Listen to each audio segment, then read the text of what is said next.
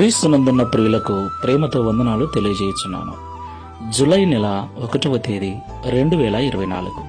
ఈరోజు దేవుడు మనకు చేస్తున్న వాగ్దానం ఏమిటనగా, కీర్తనల గ్రంథము 37వ కీర్తన 27వ చరణం.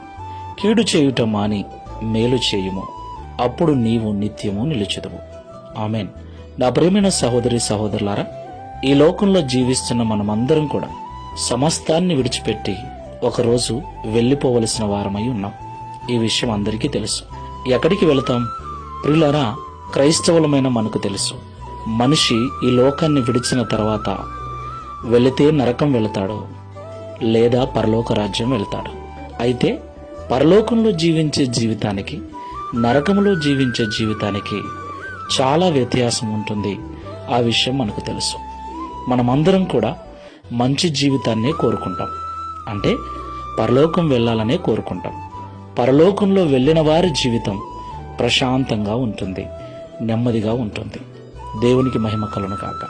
అదే నరకానికి వెళ్ళిన వారి జీవితం ఎంత భయంకరంగా ఉంటుందో చెప్పవలసిన పని లేదు. అయితే మనము పరలోక రాజ్యంలో ఉండాలంటే ఈ లోకంలో మేలు చేసేవారుగా ఉండాలి. తీర్మానం చేసుకుని ప్రార్థన చేసుకుందాం. సర్వోన్నతుడా, సర్వశక్తిమంతుడా, మీకు స్తోత్రం.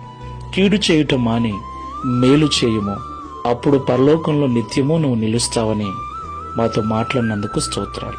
మాకందరికీ ఆశయ పరలోకం చేరాలని. అయితే పరలోకం చేరాలంటే ఎలా ఉండాలో తెలియక ఏదో మాకు తెలిసినట్లుగా జీవించేస్తూ ఉన్నాం. మా స్వార్థం కొరకు ఇతరులను నష్టానికి, కష్టానికి గురి చేస్తూ ఉన్నాం. క్రియలతోనూ మాటలతోనూ బాధిస్తూ ఉన్నాం. అయితే క్రైస్తవుడు ఎప్పుడు కూడా ఇంకొకరికి ఇబ్బందికరంగా, ఇంకొకరికి కీడుకరంగా మాట్లాడటం కానీ, జీవించటం కానీ ఉండకూడదని ఈరోజు మాతో మాట్లాడాం. అప్పుడే ఈ లోకాన్ని విడిచిన తర్వాత పరలోకంలో నిత్య సుఖాన్ని అనుభవిస్తామని మాట్లాడాం. ఈ ప్రార్థనలో ఏకీభవిస్తున్న మేమందరం కూడా ఈ లోకంలో జీవించినంత కాలం ఇతరుల పట్ల ప్రేమగా ఉంటూ, సాధ్యమనంత వరకు వారికి మేలుకరంగా జీవిస్తూ నిత్యత్వం చేరుటకు సహాయం చేయమని, తద్వారా ఈ దిన వాగ్దానం మా అందరి జీవితంలో నెరవేర్చి మీ నామమును మహిమపరచుకొనమని యేసు నామములో ప్రార్థిస్తున్నాము తండ్రి. Amen. Praise the Lord. God bless you.